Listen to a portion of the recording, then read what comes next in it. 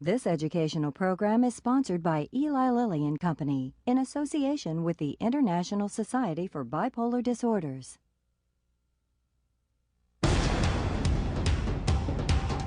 We live in a culture that celebrates extremes. Bigger, faster, louder. Pushing ourselves to do more in a day, in a life. For most of us, the extreme is an occasional state, something we can control. But what happens when the extreme becomes everyday existence? For people with bipolar disorder, the experiences of daily life get pushed to the edges as their moods cycle from highs of productivity and energy to lows of deep sadness. This program will examine bipolar disorder through people who live with it and doctors who treat it. Because with proper treatment and support, people with bipolar disorder can live balanced lives.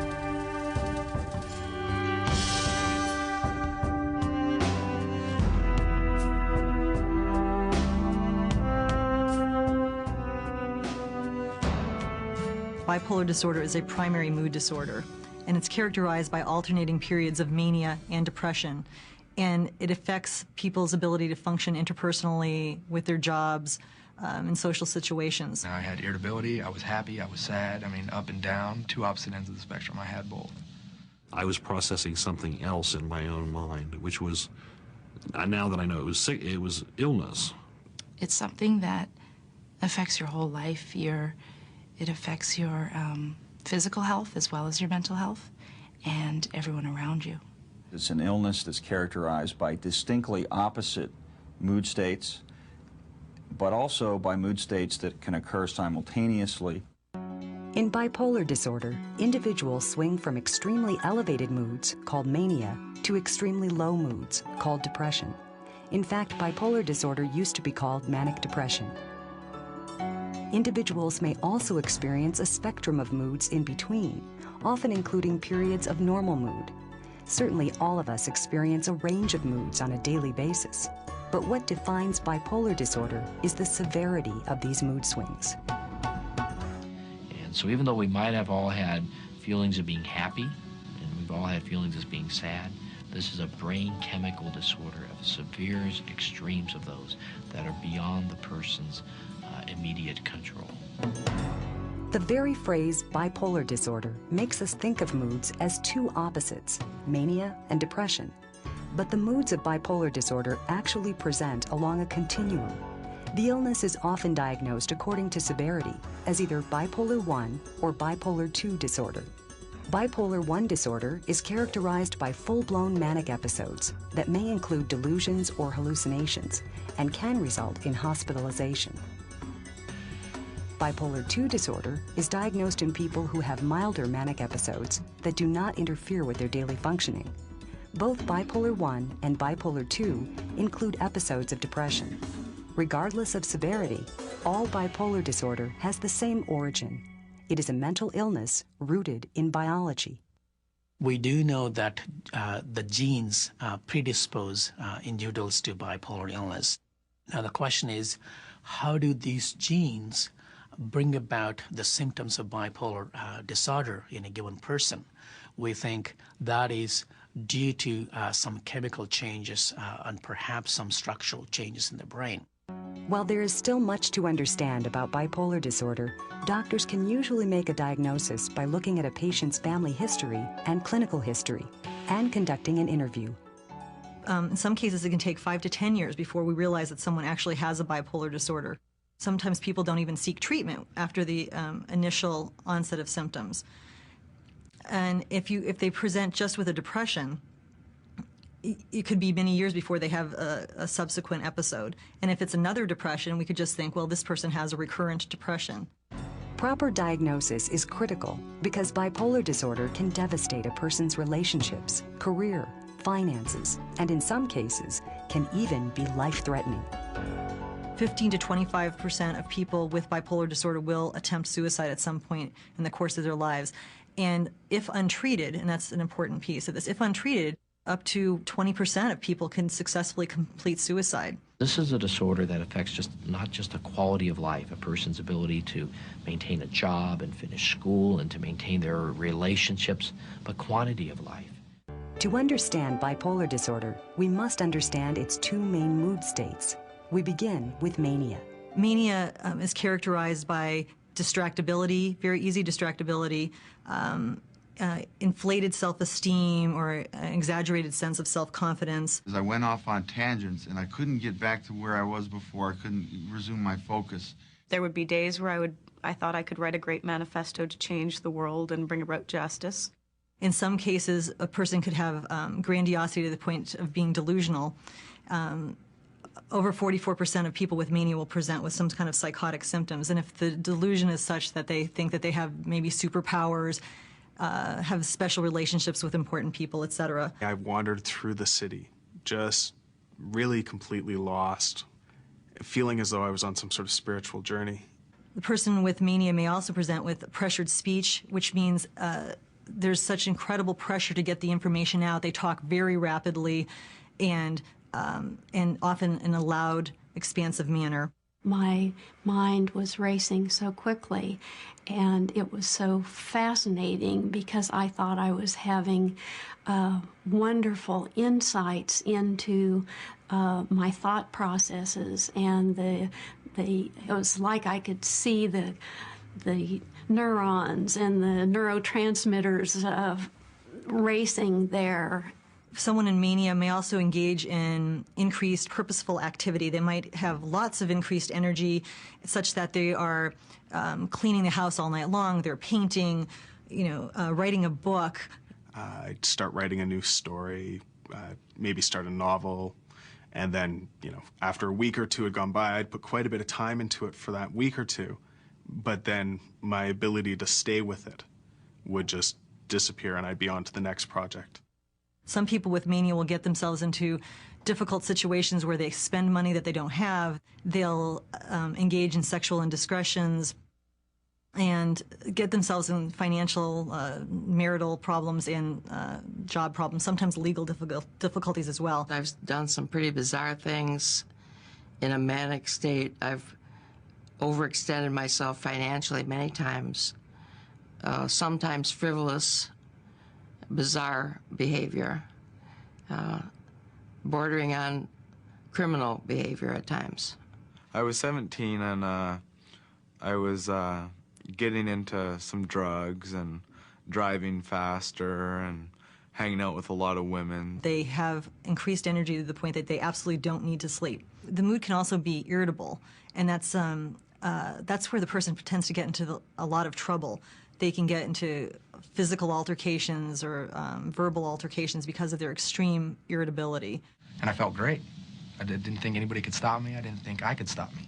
He seemed very aggressive and confrontational. Really, I just wrote it off to this is our first major blowout. And I asked him to leave the home. And he had an apartment at his college. And so I said, you go to your apartment, you stay there, and please don't come back here for a while. Sometimes mania does not present in such an obvious or extreme manner. Many individuals with bipolar disorder experience what is known as hypomania. Symptoms of hypomania are identical to the symptoms of mania, except they're less severe. So we diagnose hypomania when someone has pressured speech or a decreased need for sleep or is speaking rapidly, but that those behaviors do not interfere with their day-to-day ability to get along. Every summer I'd have a lot more energy. I'd start sleeping less, and I wouldn't have termed it mania. I didn't feel I was out of control. I just thought that I was the same person as I always am, with a lot of energy. Episodes of mania can be triggered by environmental factors like lack of sleep and stress, but they can sometimes also be triggered by medication. Bipolar disorder is frequently misdiagnosed as clinical depression because many patients only seek medical treatment when they feel depressed. But for a person with bipolar disorder, treatment with antidepressants alone may push them into mania. I was put on an antidepressant, and yes, it did cause a manic episode in combination with a lot of other things in my life. The first couple of weeks were okay. I was smiling, things seemed good, I was sleeping. 5 to 6 to 8 weeks later, within 8 weeks, I was in the hospital because I'd had that manic crash. Contrasted with the energy of mania, the depressive phase of bipolar disorder can be debilitating. It is often this aspect of the illness that leads people to seek treatment. I didn't understand. Why am I crying? Why do I not feel like getting out of bed? You know, there's nothing wrong with me. There's nothing wrong with my life, and I don't know why this is happening. The symptoms of depression include persistently depressed mood, sometimes a mood state so low that people can't feel anything anymore. Patients during depression tend to have difficulty concentrating. They also tend to experience tremendous amount of guilt, and often they feel that life is not worth living. I almost attempted suicide, and on that day, I'd gotten as close as taking a razor and going into the bathroom. And at that point, when I realized that this was a life and death issue, I realized that I had to seek help. I was depressed for probably 6, 7 months, and I just didn't tell anybody. So I just said, bottle it up, keep it inside. I slept a lot more, kind of in a fetal position at times. Couldn't do my motherly duties like fixing meals. My oldest daughter prepared meals and took care of the kids for a while. Why couldn't she just get her energy back? Why couldn't she just get that attitude back in line? Why couldn't she just make herself do what she used to do? There are now at least 2 studies that have shown that, on average, most people with bipolar disorder spend most of their time neither manic nor depressed nor well, but rather having chronic, mild depressive symptoms, not fully treated. And that those depressive symptoms are one of the biggest factors contributing to long-term or permanent disability in people with bipolar disorder. Along the continuum between mania and depression are other mood states. One of these is the mixed state, a combination of mania and depression occurring at the same time. Typically what happens is that patient is experiencing this dysphoric, distressing, irritable kind of mood with a lot of anxiety. They also tend to have a lot of thoughts going through their head, but these can be, these are often negative kind of thoughts, which again are distressing to the patient. In addition to that, they also can have significant increase in their energy, and also they might feel very agitated as well. With mixed mania, you don't get the euphoria that a patient with regular mania would get. You get agitated, restless, anxious, very jittery, very nervous. And on the other end, you've got this debilitating depression. So, like I said, the mixed mania is kind of a combination between the manic and the depressive side, where you're really high, you're buzzing, so to speak, but it's tempered by this awful negativity of the depression. It's kind of the worst of both worlds. Bipolar disorder is also characterized by cycling from one mood phase to the next. These changes in mood can happen over a few days to a few months. Sometimes these cycles will even coincide with the seasons. About 8 years ago, my father passed away, and immediately following his death, I went into a fairly severe depression. And that recurred the next winter, the following winter, and pretty much every winter for the next 4 years. Each summer, I entered into what was more definitely a manic state. Even though we may have individuals who might have some manic symptoms at the same time as depressive symptoms, what's more typical is individuals are in a manic state, the elated or the irritable state, for a period of weeks or even days to weeks or even up to a month or even more. And at other times, we'll be in a depressive episode for a period of weeks. Increasing awareness in the medical community and in the general public has led to better diagnosis and treatment of bipolar disorder. The road to recovery begins with accepting diagnosis, learning how to manage the illness, and drawing on the support of family and friends. Now, bipolar disorder can become a part of one's life, not life itself. As much as this is a very important, severe illness, there is hope. It's not totally a devastating situation, that there are wonderful treatment options out there for people, and that people with bipolar disorder can lead very productive, successful lives. I said, well, at least they understand that it does exist and there is treatment procedures. That's a very hopeful thing. It was an answer to me. It was an answer to me. And I didn't feel any shame about this at all. Bipolar felt like home to me. It felt like my title. Not like it's an award, but it felt like this is what has been hurting me and this has been what is assisting me, and now I need to find a way to manage it. One of the most essential elements in the long-term prognosis, how well do people do, not just in managing an acute manic or depressive episode, but how well do they do managing their illness over time, is the amount of support they get from family and friends. Now, that's not as easy as it sounds. This is an illness that can burn people out. It can challenge the integrity of close relationships. But I think it's important that family and friends understand about bipolar disorder so that they recognize, well, gee, this is behavior that's because of the illness. Of course, my parents, they've been an immense support. When I was in the hospital, they came to see me every single day. They go to meetings put on by NAMI to help educate people about mental illnesses. So they're very informed as far as what this illness is, what are some of the signs that some sort of episode might be coming on. We have a really incredible network of friends and family. She's got a great support system, I think. We were very tempted to toss Michael away, to say, get out. We can't deal with this, you know, figuring it was drugs. Once we realized it was a mental illness, it was almost like a relief. We could bring him back and love him and look after him. Like any medical illness, bipolar disorder does require treatment. This often includes therapy or counseling and medication. Medication is necessary because it manages the brain's chemical imbalances and can greatly reduce symptoms. Still, many people find it difficult to adjust to taking medication every day.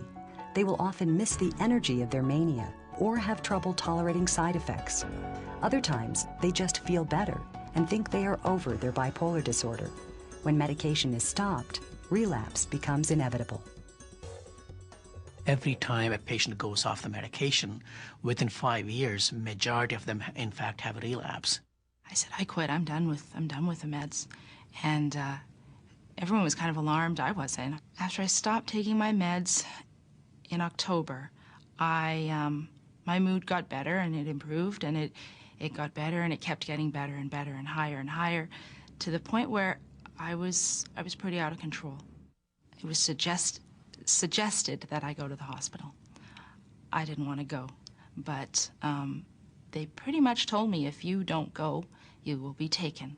Compliance is a significant challenge in bipolar disorder because patients with acute mania, especially those that have the so-called euphoric mania, don't want to get treatment because they are happy, they're enjoying the state, so they don't want to come down. The challenge is let them know that each episode of bipolar disorder that they have worsens the underlying disease state.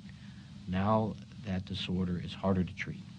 The medication that worked for you before might not work anymore, or I need to use a higher dose, or I need to use another medication along with it. It became a war. It was my way or the highway, and I said, I'm going to do it my way. And I'm just going to get off these medications and prove everybody wrong. Just completely do away with medication and say, I'm going to prove the world that I don't have this disease. Until finally I got manic again. I said, okay, maybe I do have this disease, so let's try to make this work. By taking this medication doesn't mean you're weak. It actually means that you're strong and that you have insight. I'm really happy with the medication, like I said, because now I'm working with the doctors. Now I feel that we're on the same team rather than we're on opposite sides of the ball. In an attempt to self-medicate, many people with bipolar disorder will also abuse alcohol or drugs. This can complicate the illness and interfere with recovery. I didn't know why, but I actually drank 12 beers in like 4 or 5 hours. And then I thought, well, I got to get more beer. And I went, I got more beer. And I drank 20 beers that night. I stayed up till 2 in the morning. And then I only slept for 4 hours, right? Today, advances in the treatment of bipolar disorder include new medications and new uses for existing medications. These advances can mean less risk of relapse and fewer side effects. With the right treatment, many individuals with bipolar disorder can lead full, productive lives. With these newer medications and providing a solid foundation for our patients to actually do better, our goals are for them not to lead a life because of bipolar disorder, but in spite of it. I don't believe that medication that helps me to become more stable and balanced takes away my creative flair, my sense of humor, or anything like that. I know for a fact that I can still laugh, I can still cry, and I can still be all of the things that make me me. Bipolar disorder can be a devastating illness, but today it does not have to be. Today, there are reasons for hope. It's not the end of the world, and it doesn't make you any less of a person or of a success. You just have to adjust. You're gonna change your life, and you're gonna move on, and you can still do everything you want to do. I see myself becoming more healthy each year. I'm becoming clearer and able to do more things. I'm taking classes. I'm trying to learn again. I feel as though I can actually go out and accomplish the goals that I've always had. I'm looking forward. I'm not looking back too much. I feel like now that I finally got the diagnosis, the sky's the limit. Set me free.